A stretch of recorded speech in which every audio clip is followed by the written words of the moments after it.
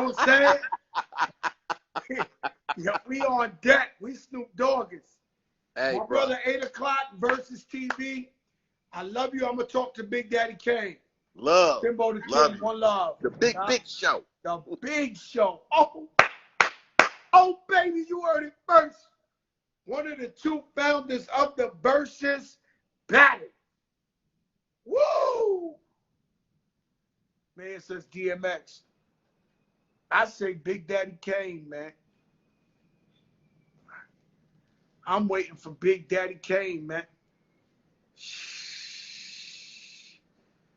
Snoopy? No. This is a versus. This ain't no regular. This shit, Snoop Dogg against DMX, is the word iconic is being used too lightly these days. You know what I'm saying? It's too lightly. Can't nobody really DMX, Snoop Dogg, a double Big Daddy. Where's Big Daddy Kane? He's here? There you go.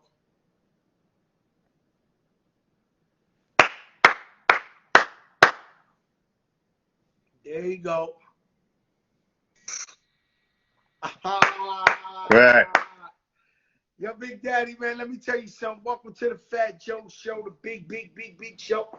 I get more excited than the fans, man, when my guests come on and I see Big Daddy Kane on there. I'm like, oh, shit, man. Yo, What's Kane, good, my man, brother? thank you for coming on the show, man. I appreciate you. Nah, man, my pleasure, man. I'm glad to be a part of it, man. Yeah, man, I love what you're doing, too, man.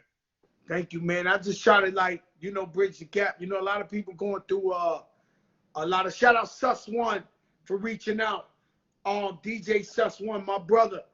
A lot of people been going through a lot with this COVID-19, and I just said, let me shout out to Teddy Riley. I said, let me do a little show, talk to the people, cheer them up. I'm scared too. You know what I'm saying? We all human. So when this shit kicked off, I'm trying to help the people, but it became more therapy for me. Understood. Yeah. Well, that's beautiful. That's beautiful. Yeah. Big Daddy, let me ask you a question.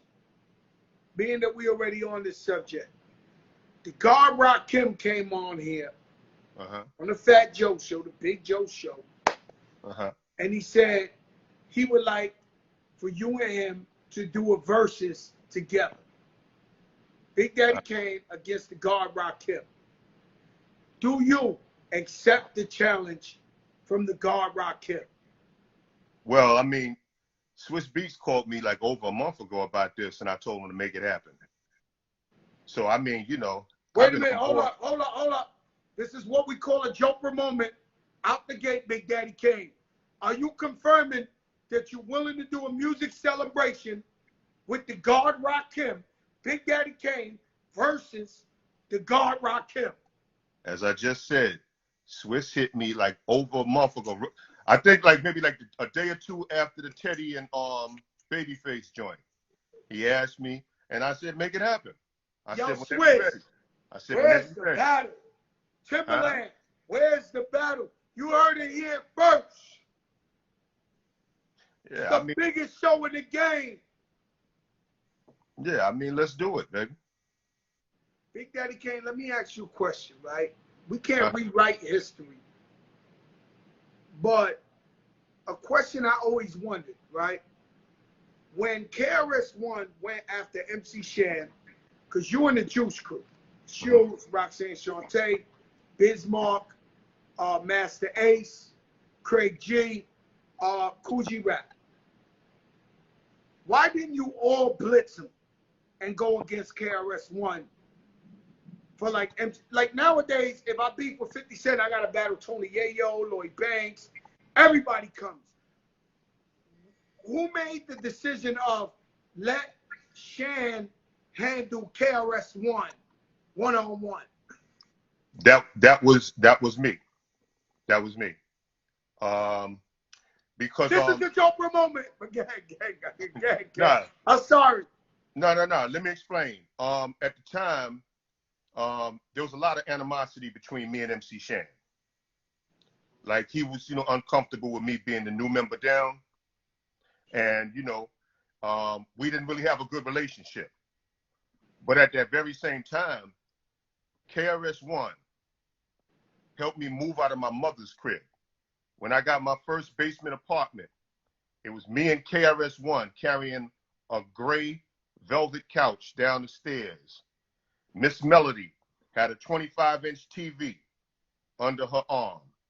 And her cousin Yvette had the VHS. And we took this to the basement apartment I was moving in, hooked it up, and sat there and drunk a 6-pack of Heineken watching The Color Purple. Can't do it. Can't. So you can't jump in, you can't do it. But hear me out. Hear me out. That's the battle that I've always wanted. As much as people wanted to see me and Rod go, it's like I've always felt that Rakim is one of the greatest lyricists ever, but I don't see him as a battle rapper. You see what I'm saying? KRS-One is a bona fide battle rapper, a go at your throat, try to hit all your points. I don't think the verses is about battle rapping. I think it's about playing your No, I'm talking about, what people always wanted to see throughout the years. Ever since the 80s, they wanted me and Rod to go, people have been asking me that for over 30 years, But I mean, the versus thing is cool, but I'm just saying that, like, as far as a battle, KRS-One is the person who I would rather battle because he is a real battle MC. I see him as some real serious competition, having to go at each other. You know what I'm saying? Mm-hmm. It's like... Oh, that's interesting, but I never knew that you was tight with KRS behind the scenes like that. Did he help you move?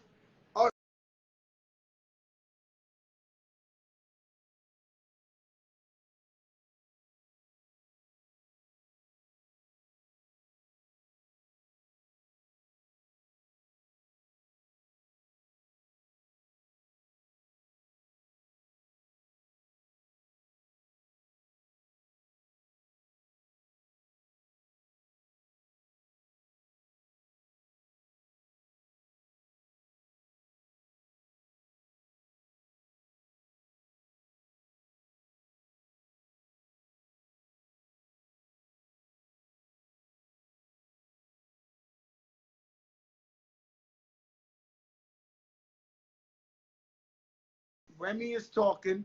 She said versus is cool, but everybody can't survive real battles. Remy Ma's talking shit on here. Listen, I respect what I'm saying that. to you, sis, is crazy. Because she battled. So I go like this. I say, I thought the whole Juice was gonna go at it, and I waited, but I never knew you was actually cool with KRS behind the scenes. Yeah. So that's why I thought KRS ain't have a chance. And then he come with the Bridges Over, and it's just him and Shan, and we know how that went. Indeed. I mean, when Bridges Over dropped, that's when Fly Ty came to me and said, yo, I need you to end this, but don't tell Shan. Make it seem like you got involved on your own. Stop, Kane. Stop, Kane. No way. Big Daddy Kane, don't say that. You telling me this is another Joker moment. Yo, Kane, you are on fire. Let me ask you something. Yo, Kane, you telling me that Fly Ty Williams came behind everybody's back and said, yo, Kane, I need you to squash this beef. It's getting out of hand. No. He asked me to go crush Chris, not squash the beef. He wanted me to put out a diss against Chris, He said, I need you to end this, but don't tell Shan. Make it seem like you got in on your own. And I was like, yo, Chris is my man.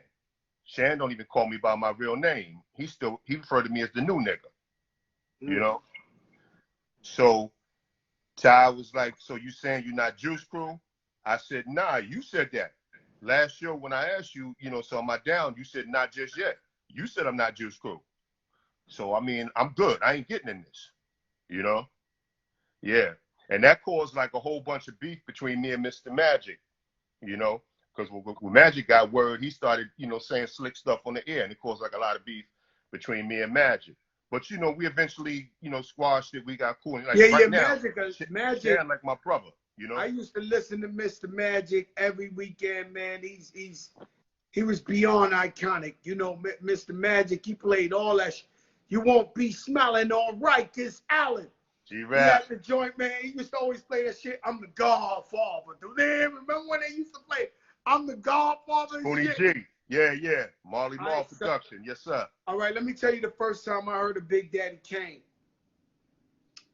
I was at the Zodiac 2 in the Bronx. This was like the dead end zone. You walk up the stairs one way and one night. It's like 4 in the morning. Biz Markie comes on and says he got his man. He's a new artist. He go by the name of Big Daddy Kane. You had the white Rasta hat on, like the Jamaican hat.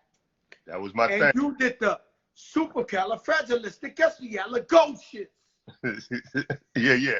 Yo, Kane, let me tell you something. Everybody wasn't so hardcore. They was on the street, but people had fun at that time. I literally tell this story. I watched guys run up the wall. Like, I don't know how to explain it to you. When you did the supercalifragilisticexpialidocious, I watched guys trying to defy gravity and run up with the Benetton bags. I'm talking that time when they used to wear the green Benetton bags, with the little hats, trying to run up the wall. They was trying to run. We never heard no shit like that. Well, I mean, you know, those were like fun rhymes that I was, you know, like writing for Biz, because, you know, Biz, his show was basically more comedic. So, you know, rocking with him, I would have the funny rhymes about girls, and then I would, you know, like have like I guess party like rhymes, you know, like that one, you know. Biz made my favorite song ever in hip hop. Is the Vapors. Oh, the Vapors. Yeah. My pound for pound favorite one single song ever in hip hop history is the Vapors. Now that song meant a lot to Biz. Like, that's the most he ever talked to me about writing anything. You know, like with Picking Boogers, he was just like, yo, just write some stories about picking boogers, but somewhere say, hey, Ma, what's for dinner? Go up your nose, pick a winner. You know, like Nobody Beats the Biz. He would always just be like, yo, I want hold up, Kane. I'm acting like like I'm dumb or something. So you saying you wrote the Vapors for Biz Markie? I mean, yeah, I thought everybody knew that. But yeah, but I mean, you know, Biz he would always, you know what I'm saying? You know, like just basically give me the guideline. Like, I want the style like this. So Big Daddy Kane wrote my favorite record in hip hop history. Yeah, I mean, yeah. But I mean, with that one, that was the first time Biz was like, go to Vaughn, talk to Vaughn about, you know, what happened in his life. You know, he'll probably tell you about da-da-da. He was like, yo, remember that story when you was telling me about, you know, person in your family that boom, boom, boom, boom, boom, boom. You should talk about that. That's what you need to write about. That's what you need to talk about, you know? I mean, like, he was on top of me about that one. Like, that one really meant a lot to Biz. A whole lot, yeah. Yeah, the Vape is my favorite hip-hop song of all time. And because I grew up so poor, and they would make fun of me. And when I started hustling, and started getting my first cars and all that, I would blast the Vapors through my whole block. I go around the block all day like 30 times blasting the Vapors. They caught the Vapors with my seat all the way back. They caught the Vapors. And then the Vapors. Yes, sir. And then, you know, we would switch it up. Now. Yeah, and talk about my guys. And Smooth Operator. I don't want to talk bad in front of the kids because we mature now, but Smooth Operator influenced me to hit the streets and get money. You know, because you had all this jewelry on in the video, you shooting that pool, and I was like, yo, I need the jewels, man. I need the Dapper Dan. I need the jewels. I need all that shit. So, you know, I'm not going to lie, you know, because I always say hip-hop's entertainment. I always say, tell the kids, don't live after. If I say rob a liquor store, don't go rob a liquor store. But that record influenced me to get on my grind in them streets. Well, I'm not quite sure what the hell I said to make a brother want hustle, but I mean, but I'm glad you're here though. I'm glad you're here, baby. You know, I'm glad for I'm real, here. for real. Trust me. Shout out to Emmanuel Lewis Webster. He's on the check-in. He sends his love. Manny is my dude. I love him, man. I love Manny. You know, he sent me some cakes. I'm on a diet, but his people sent me some rosemary cakes. He sent me some cakes. My wife, my daughter, they tore them shits up. He got some cakes. Yo, they tore them up. Well, I can't do those, Joe. But I told him as soon as it clear up, I'm gonna fly down there and go fishing with him because he heavy into that fishing thing, you know. Yeah. I never been fishing. Nah, me neither. I went one time, like on like a little edge of a creek or something, and saw a snake, and I was good, man. I was good. I went fishing one time with Khaled. I rented a mansion in like Miami, and he wanted to go fishing, and then he caught something, and I thought we caught a shark, a whale. He was for like 20, 30 minutes. He came up. He had a fish about this big. Oh shit! It's kicking. Yo, it's gonna kill something. Yo, it's a shark. Yo, it's a tidal wave. He pulled up a sardine.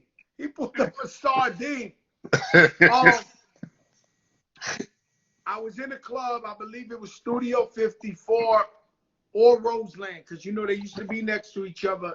Mm-hmm. And that is the very first time I ever heard Jay-Z rap. And Studio 54. You brought him on stage. Studio 54. How did you meet Jay-Z? How did you know about it? How did you see something in him enough for the almighty Kane to bring him on stage and let him rock with you? I think it was around like 88. I was there, by the way. I was in the crowd. But go ahead. Yeah. That, I think when you're talking about, it's like around 92, 93. But it was around like 88 when I got a call from Nike from the Shirt Kings and said that Fresh Gordon was doing a mixtape and wanted me to do it with Jaz-O. So I came through, you know, to do this tape with Jaz-O, and Jazz asked me, he said, "Yo, can my man spit?" And I was like, "I don't care." So Jazz put his man Jay-Z on. So after we did it and we riding back home, like Nike was like, "Yo, we really want you to work with Jazz, you know, for him to get a new deal." And I was like, you know, honestly, I kind of like the light-skinned motherfucker better, man. You know, can I work with him? And me and Jay-Z ended up connecting that way. And I used to, you know, take him in the studio, and we was recording songs, trying to shop them to different labels to get him a deal. I want to say this was like around like 90, 91, 92. And then when I went on tour with Patti LaBelle, and I saw, like, you know, she was doing like 3 or 4 outfit changes during the show. I'm like, I ain't never seen no shit like this in hip hop, you know? So when I came back off the road with her and went out on my own tour, I called Jay-Z, called Positive K, and was like, "Yo, I want y'all to come on tour with me. I got an idea." So I come out, do half my show in one outfit, then call out Jay-Z and Positive K and let them rhyme on the mic while I'm in the back changing clothes, and then I come back in a different outfit and finish the show. So, you know, dude had been out on tour with me, and we've been in the studio a lot. But I mean, you know, in all honesty, Joe, it's like, had what we was doing worked for Jay, I don't think Jay would be where he is today. Because that's when Jay was doing that fast rapping stuff. You know? Yeah. But so he wasn't doing what he's doing today. So, I mean, I think his career would have been a lot different if those songs would have came out. I'm glad they didn't, and what he did it his way, because that's what made him the man he is today, you know? Yeah, that Reasonable Doubt, man. I think what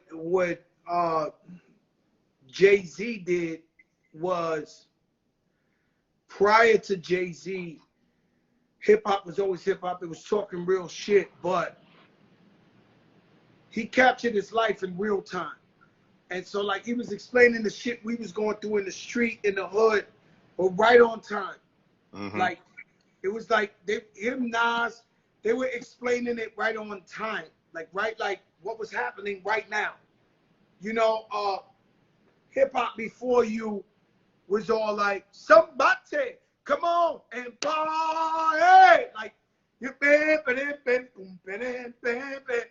And it was or it was broken glass everywhere. It was like, but Jay-Z put it like in real time. Like he was telling the story, and I was like, damn, my man Frank just caught the Rico case. Yo, you know what I mean? So yeah. Shouts out to him.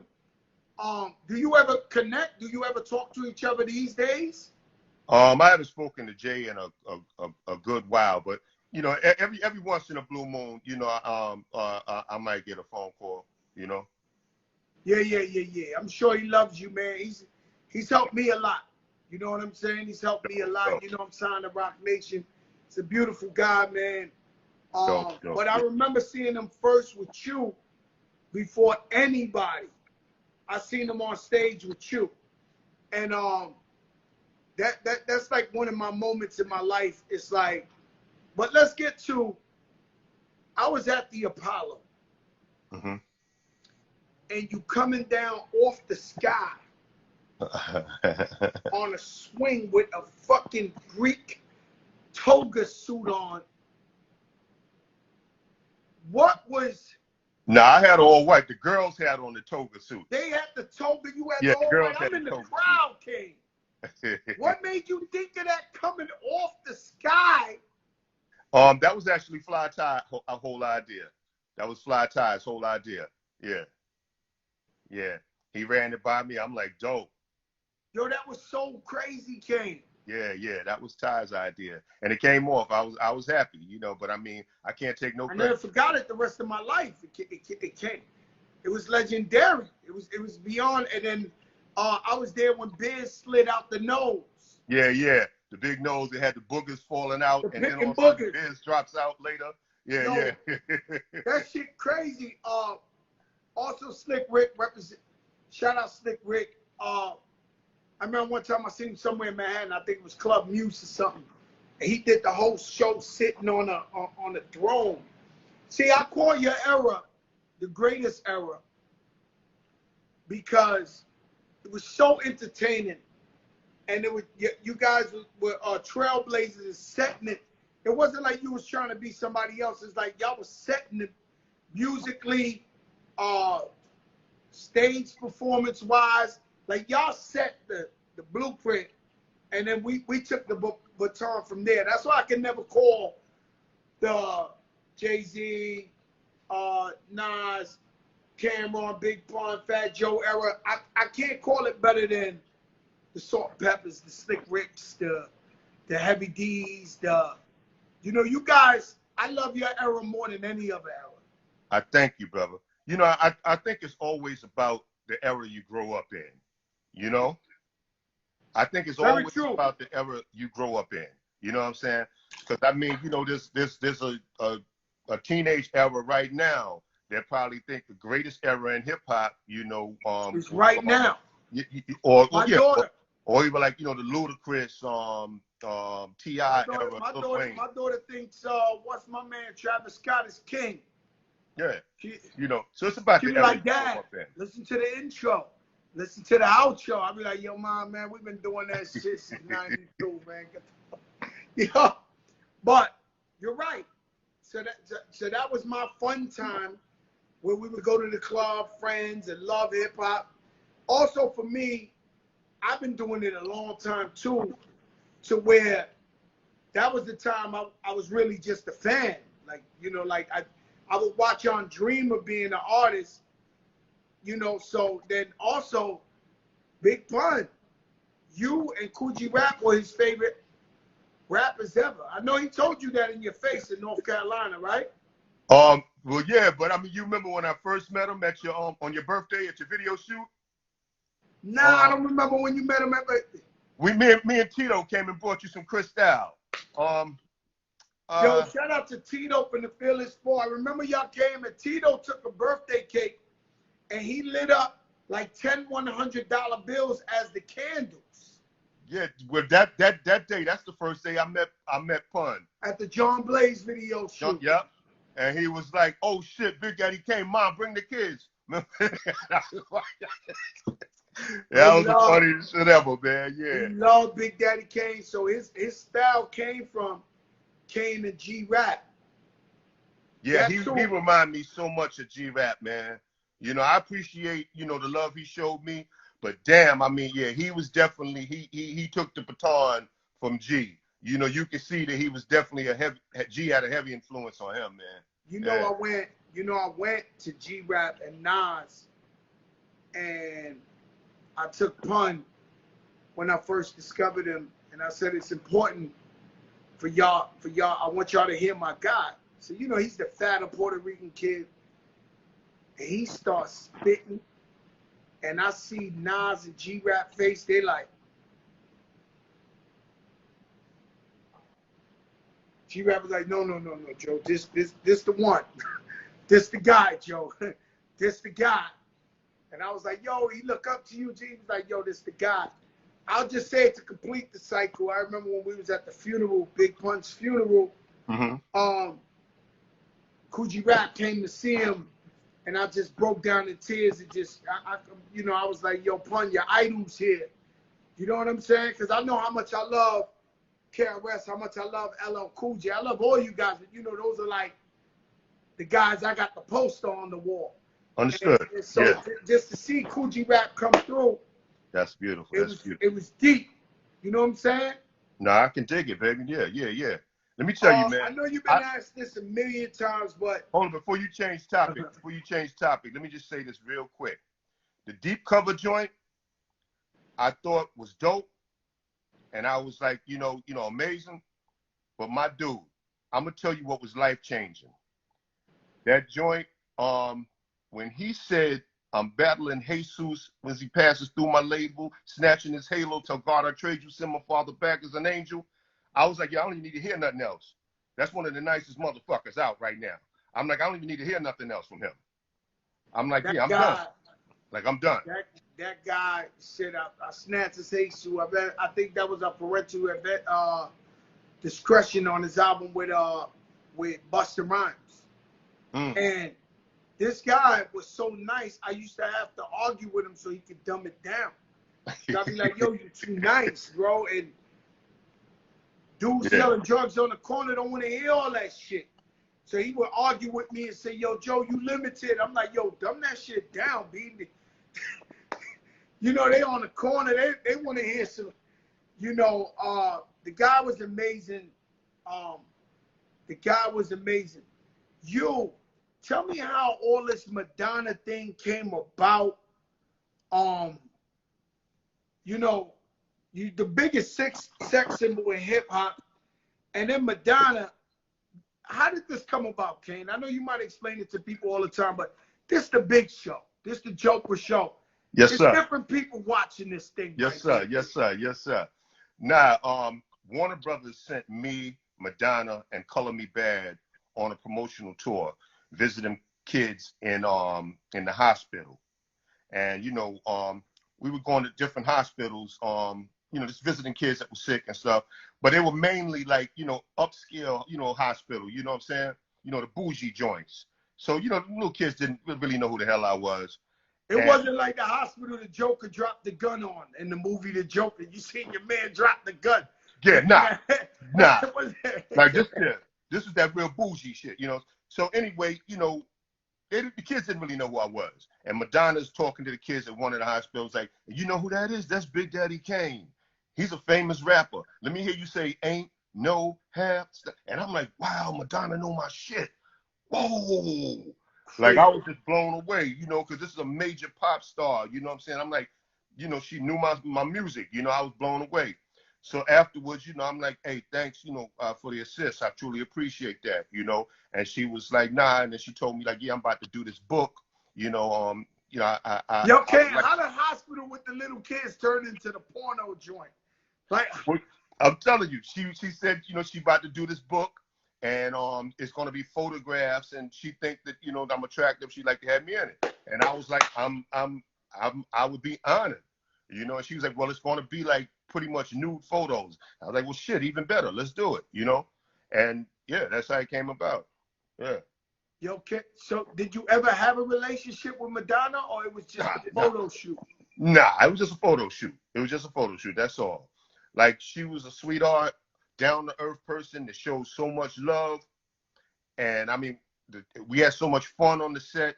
And then after that, you know, I went back to my room. How about Kiki Shepard, man? We used to look at Kiki Shepard like, damn.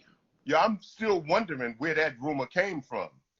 Like, I honestly did not know Kiki Shepard. I mean, other than seeing her at the Apollo saying hi. So basically, I really you say to me, Kane, that you wasn't like one of these horny young rappers that be running around, running down on anything. You was just like. I didn't say that. I'm just saying that nothing happened between me and Kiki Shepard. I didn't know her. You know, I didn't know Kiki Shepard. It was like when I started hearing these rumors, I'm like, when the hell? I'm like, I don't know Kiki Shepard, you know? Let me ask you a question, Big Daddy Kane, because as a fan, I always thought, this is a Joker moment, guys. I always thought when they started the nasty rumor about you having AIDS, I felt like that was competition or an enemy who spreaded that rumor to slow you down because you was killing the game too much. More than likely. Is there any truth to that? Have you ever like got to the bottom of that, or it just something that happened? I don't know where it came from, but I mean, you know, that's when the Kiki Shepard thing came about. Because the first thing I heard was I got it from her, and I'm like, I don't even know this woman. You know what I'm saying? Then I heard, you know, some other stuff, like it was just crazy stuff people were saying, and I'm just like, wow. But you gotta imagine it was like viral before viral. That shit was just viral. But Joe, here's the crazy thing. At that very same time, that's when everybody was saying that Rakim is in jail. That's when everybody was saying that Jam Master Jay got killed. Jay was still alive. And I'm sitting there like, yo, you see Jay, you know he ain't dead. You see Rakim, you know he ain't in jail. You see me, that don't mean shit. I could still have it. You know what I'm saying? I'm like, damn, they gave me the worst fucking rumor ever. Like, why would I be the one that's dead or in jail? And they did that, and the enemy did that to you. And and it was well calculated. They must have ran with the fucking publicists and everything because they had that shit everywhere. How about it was in magazines and everything, yeah. How about Scoop and Scrap Lover? What about them? They're possibly the best hip hop dancers ever. Oh no, also Heavy D and the Boys. But Scoop and Scrap Lover, they was as famous as you being dancers. Yeah. I saw something. I ain't gonna throw nobody under the bus, but I remember one night at a club, I saw the security hold another established artist back so the Scoop and Scrap could come in the club. And I was just standing there like watching. They did. You might as well call that shit when they go 8+ or, you know, Big Daddy Kane and Group. Like, them motherfuckers was the Group. Like, anywhere I saw them, because I never could see Kane, I'd be like, oh, shit, Scoop and Scrap Lover. Same thing with, shout out to the Boys, Heavy D and the Boys. The Boys, they were famous, too, at that time, too, doing them dances. T-Roy and G-Wiz, yes, sir. Yeah. Oh, yeah. Man, so, Kane, let's get to Madison Square Garden. I'm in the crowd. Yo, Kane, you told me to talk about this shit. Yo, Kane, don't do that to me, man. No. Go ahead, brother. I had Roy Jones up here yesterday talking about where he came to knock me out. A Fat Joe talk about everything. I'm transparent, right? Go ahead. I'm at the Budweiser Superfest, right? What was it? 1993. Budweiser Superfest. Budweiser Superfest, yeah. You the headliner. I'm sitting in the crowd just being a fan, minding my business. Flow Joke, my first single, was like #1. All of a sudden, the crowd starts going crazy, like pandemonium. And I look to the side, it's Tupac from Juice and Notorious B.I.G. Biggie Smalls at the time. So they walking. Tupac see me. It's like, oh shit, yo, Crack, come on. I wasn't even with him. He called me like, yo, let's go. So I walk with Tupac, with Biggie, right? and we go up on stage. You performing. Then the infamous freestyle. Yo, Kane, you gotta understand this though, my brother, man. You know I love you, Big Daddy Kane. You know that's the infamous freestyle. Like sometimes people won't even know you were standing next to them at that shit. Like you passed them the mic. To this day, if people don't know that that's my show. Yeah. I got 7 Mac 11s, about 8 38s, 9 9. Yo, all my niggas in the pen, here we go again. Ain't nothing separating us from a Mac 10. Yo, Kane, I was standing right next to them. People don't know that. And I was standing there. Now, I'm going to be honest with you. Just like you said, maybe them Jay-Z records should have came out at the time. I wasn't ready for Tupac and Biggie at the time. Not to follow up what they was doing. But then they passed me the mic so I could go. Flo Joe's #1. Big Daddy Kane said, yo, hold up. Fat Joe, my brother, what's up? Yo, we ain't got no time. Yes. No, listen. I saw you on stage. I saw you when you was ready to go. And I wanted you to rhyme. I honestly did, because I knew who you was. You know what I'm saying? And I wanted you to go, you know. But it was like, you know, we had a set time. And because of that freestyle, we was almost over my time. Because I wasn't doing that every night of the tour. You know what I'm saying? I was just sticking to the straight show. Because we took like an extra 10 minutes for everybody. Because remember, it wasn't just Pac and Biggie. It was Shaheem from Wu-Tang, Scoob Lover. I even want to say Positive K, maybe. I think Positive K rhymed too. But it was like we went so many over. It went too far. Right when you got ready to rhyme. Let me tell you something. Hold on, give me a second. Right when you got ready to rhyme, that's when they came and was like 5 minutes. And I still hadn't done half of that. They didn't know that was Fat Joe. They didn't know that was lean back Fat Joe. they didn't know that was that Yo, Kane. They wasn't going to pay an extra $20,000 for me to go 10 minutes over. They thought that was the fat guy who got lucky with Flo Joe. They didn't know that was Fat Joe, not the living legend. Yo, Kane.